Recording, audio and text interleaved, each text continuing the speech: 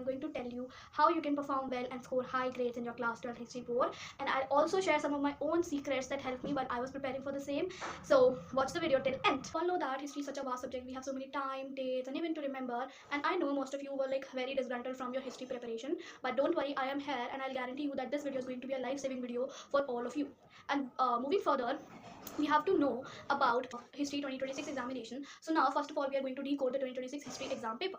So history का जो exam है वो 80 marks का होता है and we have 5 section like A B C D till E and section A में जो है we have 21 MCQ question 8 marks के होते हैं basically. Section B में we have 6 question 3 marks के. Section C में we have 3 question 8 marks के, which is a very challenging task and I'm going to talk it a bit later. And section D में we have source based question जो कि 12 marks के होते हैं. And lastly in section 5 section E basically we have map work. So yeah, this is all about history and I felt that most of you were aware of it. So now I'm going to tell you some tips which I followed and I'll guarantee you that this is going to help you. So tip number 1 is strategy chapter prioritization. So in this सबसे पहले तो आता है must do chapters. Like बच्चे बहुत ज़्यादा confuse होते हैं कि क्या पढ़े क्या ना पढ़े. तो मैं आपको बताती हूँ जैसे the Harappan civilisation, the 1857 revolt, Mahatma Gandhi का struggle, the nationalist movement are some. These are the some chapters that frequently assigned high marks and often feature in long question or the source based question. So you have, I'm not saying कि यही chapter है जो आपको high weightage वाले marks है, नहीं आप, क्योंकि 2025 की जो चीज़ें थी was very different from this year and I don't want to make a situation जहाँ पे लोगों को लगे कि नहीं यही वाले चैप्टर इंपॉर्टेंट है. नहीं ऐसा नहीं है. जैसे Vijayanagara empire is also very important chapter. So you have to prioritise chapter कि कौन सा चैप्टर ज़्यादा इंपॉर्टेंट है, किसको आपको कितना टाइम देना है. और मैं भी आपको बताऊंगी बाद में इसके बारे में कैसे कैसे टाइम टेबल बनाना है. But for now let's focus on this video. और सेकंड इसी के अंदर है weighted balance. Like we all know that history में हमारे पास 3 बुक्स हैं like theme 1 theme 2 and theme 3. तो जो तीनों बुक्स हैं वो 20-25 मार्क्स कंटेन करती है. मतलब एक थीम 1 से 25 मार्क्स का आता है, 2 से एंड देन 3 से. सो आपको प्रायोरिटाइज करना है कि आपको कौन सी बुक को पहले पढ़ना है. For me if I am talking about my self तो मैंने थीम 3 को पहले किया था क्योंकि मुझे लगता था थीम 3 में बेसिकली बहुत ज़्यादा चैलेंजिंग चैप्टर्स हैं and they are so vast, so many information have to retention जाती हैं वो और उसमें बहुत सारी चीज़ें याद करनी है आपको. तो इसलिए मैं हमेशा थीम 3 को उठाती थी, then 2, then I go with 1. तो ये सारी चीज़ थी.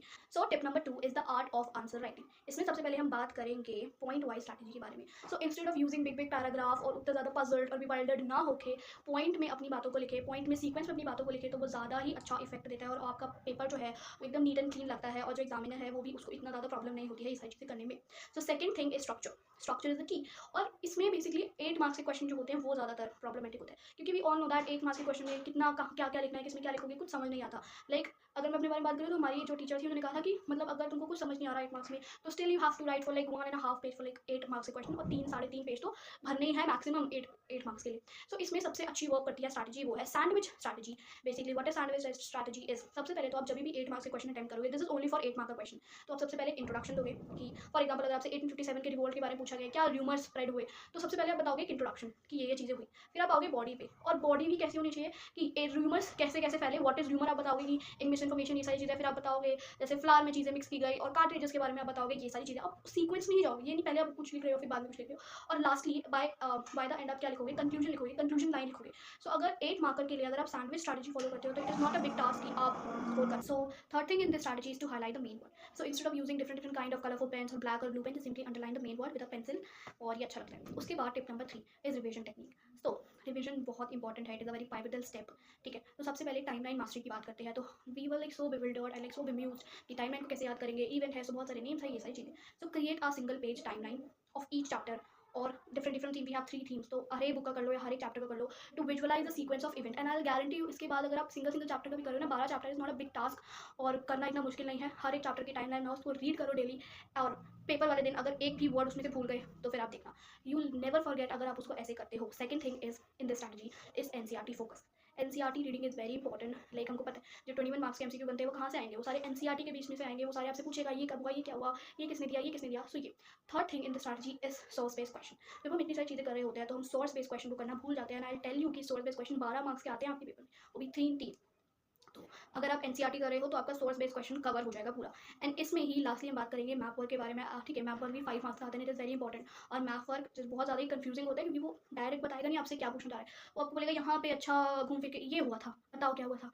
तो इसमें अगर आप एनसीईआरटी कर रहे हो तो आपका सोर्स बेस्ड क्वेश्चन भी कवर हो जाएगा और आपका मैप वर्क भी. So the final and the last tip is critical exam day tips.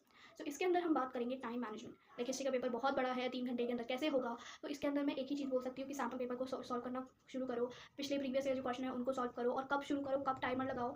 आपका बोर्ड का एग्जाम कब शुरू होता है? 10 से 1 o'clock तक होता है, तो 10 बजे बैठ जाओ, एक पेपर शीट स्टेशनरी की दुकान से ले आओ, शीट उस पर प्रैक्टिस करो, टाइमर लगाओ, सॉल्व करो कि इतने मिनट में मैंने इतने सारे एमसीक्यू कर लिए, फिर सेक्शन बी में मैंने इतने मिनट लगाए। तो अगर आप एग्जाम में भी, जैसे तो एनालॉग वॉच अलाउड होती है एग्जाम में, तो फिर आप उसको देखो कि अगर मैं इसी टाइम से चल रहा हूँ तो इसका मतलब मेरा पेस सही है।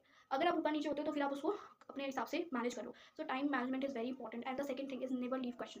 अगर आप किसी क्वेश्चन में फंस गए हो, आपको नहीं समझ आ रहा है, तो आप ये देखो कि वो किस चैप्टर से आया है, और फिर दोबारा क्वेश्चन को रीड करो और कुछ ना कुछ लिखने की कोशिश करो, क्योंकि जहाँ पे वो 18 मार्क्स का क्वेश्चन, अगर आप कुछ भी लिखोगे तो आपको 1 या 1.5 तो मिल जाएगा। And the last thing is 10 minute reading time. अगर आपके पास पेपर आता है तो पेपर को पहले रीड करो और फिर उसके बाद जाओ और try to solve the question mentally, like the MCQ question, उसको सॉल्व करने की कोशिश करो। So yeah this is all about how you can ace in your history examination. And lastly, मेरा खुद का सीक्रेट जो मैंने फॉलो किया is big 5 days. So what is big 5 days? तो big 5 days होता है, let's take a chapter like hypothetically Harappan civilisation वाला चैप्टर ले लेते हैं। उसमें स्टार्टिंग के जो 4 days हैं उसमें तो रिवाइज करो चैप्टर को, लर्न करो क्या क्या चीज़ें हैं, क्या क्या डेट है, सारी चीज़ें।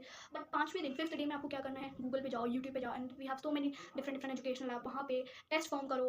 और अब तो AI है, जेमिनाई है, आप उसको बोलो कि ये प्रीवियस पास्ट ईयर क्वेश्चन है, इसमें से मुझे MCQ फॉर्मेट में क्वेश्चन निकाल के बताओ, या पर्टिकुलरली इसी चैप्टर के क्वेश्चन बताओ। So big 5 days is definitely a thumbs up strategy, and I guarantee you अगर आप ये फॉलो करते हैं तो आप डेफिनेटली एस कर पाएंगे। And thank you for watching this video till and. And now if you really like this one, so please subscribe my channel and like the video, and comment में बताना आप लोगों की प्रिपरेशन कैसी चल रही है। So until then, stay happy, keep smiling, peace out, bye bye.